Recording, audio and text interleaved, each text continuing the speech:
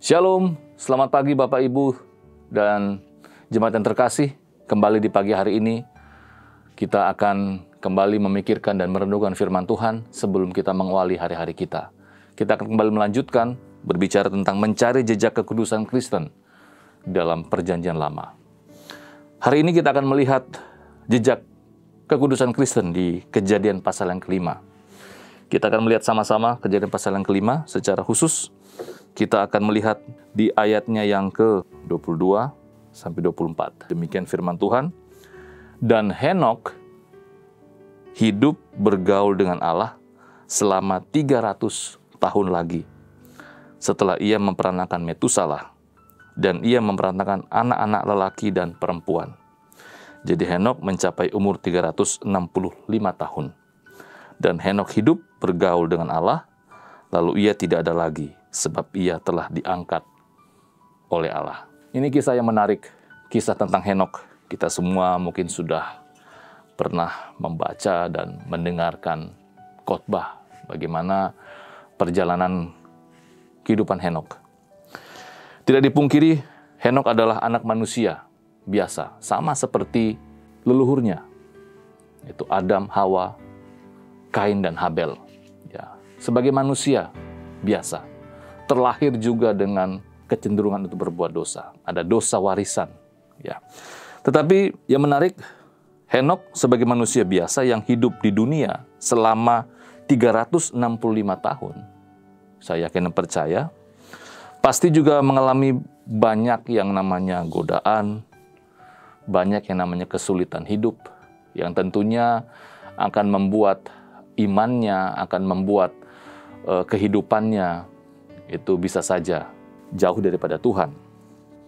Ya, tetapi yang menarik dalam pembacaan kita, ayat yang ke-22 sampai 24, firman Tuhan mengkonfirmasi bagaimana hidup Henok. Karena Henok hidup bergaul dengan Allah. Karena dia bergaul dengan Allah, saya yakin dan percaya, itulah yang menolong Henok dapat hidup kudus di hadapan Tuhan. 365 tahun. Bapak Ibu, saudara yang terkasih, saya yakin dan percaya bahwa di dalam proses perjalanan kehidupan Henok, Henok berusaha menjaga hatinya dari kecenderungan untuk berbuat dosa.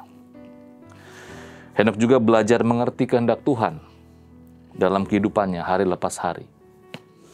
Henok juga hidup semakin berkenan di hadapan Tuhan, yang membuat hasrat dan motivasi hidupnya dimurnikan tentunya. Sehingga kita bisa melihat bagaimana Henok itu diangkat oleh Tuhan. Di ayat yang ke-24, dan Henok hidup bergaul dengan Allah, lalu ia tidak ada lagi, sebab ia telah diangkat oleh Allah. Henok menjadi tokoh yang tentunya pagi hari ini menginspirasi kita.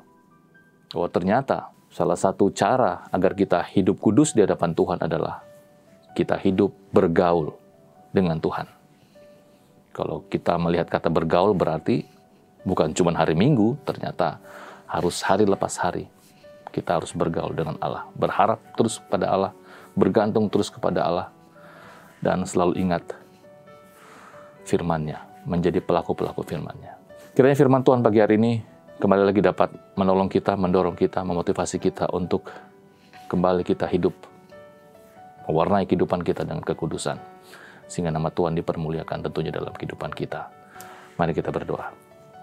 Bapa, terima kasih, kami bersyukur bahwa kami kembali lagi diingatkan, ternyata hidup kudus itu bukan hal yang sulit, bukan hal yang tidak mungkin atau mustahil.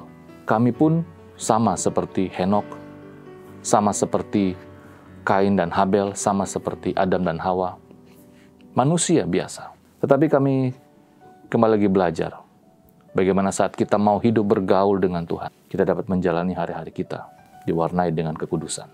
Terima kasih Bapa, menolong kami semua di hari ini, agar kami sekali lagi punya tekad, punya kerinduan, punya kemauan menjalani hari-hari kami ini, mewarnainya dengan kekudusan. Terima kasih Bapa, ini doa kami, biarlah nama-Mu dipermuliakan dalam kehidupan kami. Amin.